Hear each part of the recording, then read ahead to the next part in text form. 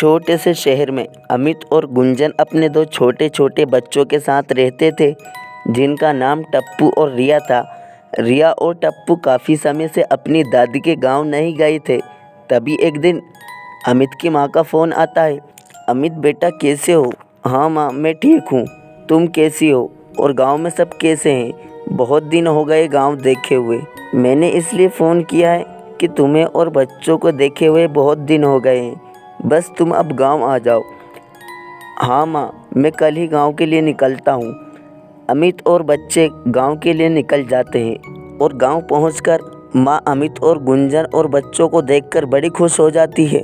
आ गए मेरे लाडले बच्चे, कितने दिन हो गए तुम सबको देखे हुए। तुम सब थक गए होगे, मैं तुम्हारे लिए खाना बना देती हूँ, फिर तुम सब आराम करना।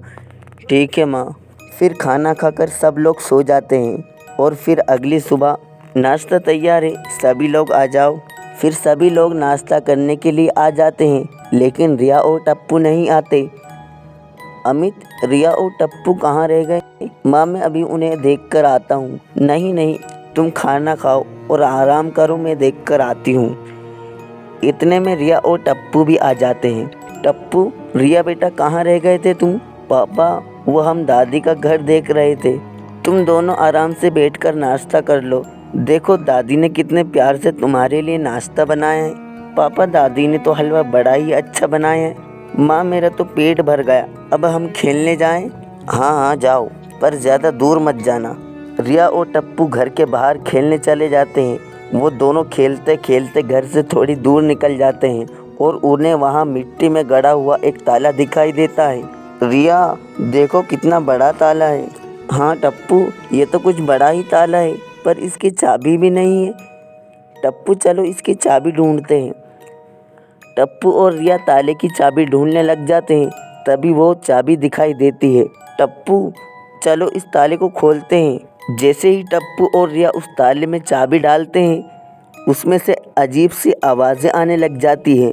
आवाज़ सुनकर रिया और टप्पू डर जाते हैं और ताले में चाबी लगी हुई छोड़ देते हैं।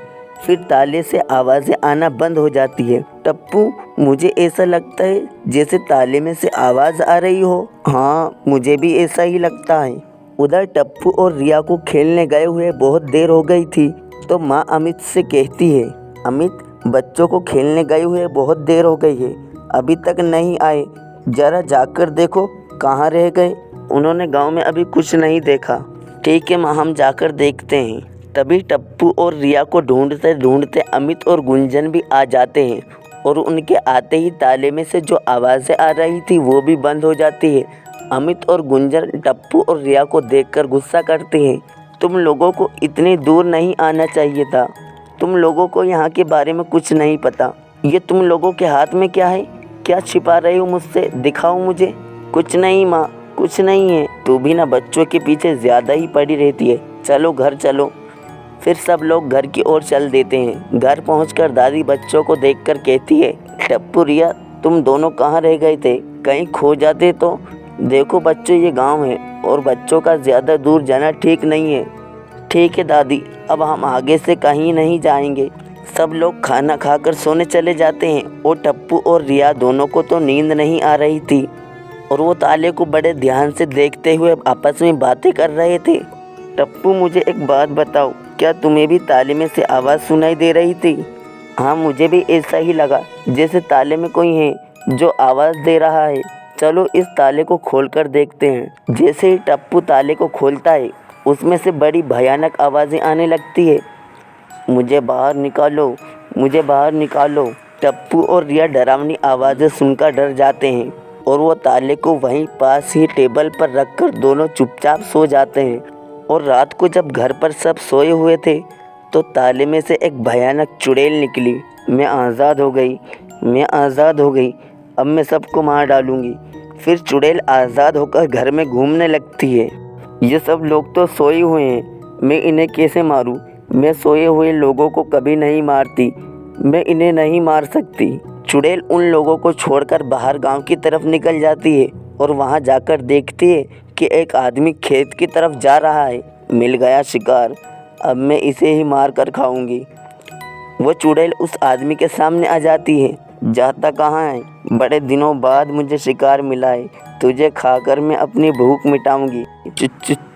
चुड़ैल, चुड़ैल, मुझे छोड़ दो, मुझे जाने दो, मुझे मत खाओ, छोड़ दो। छोड़ दूँ? तुझे छोड़ दूँ तो मैं अपनी भूख कैसे मिटाऊंगी?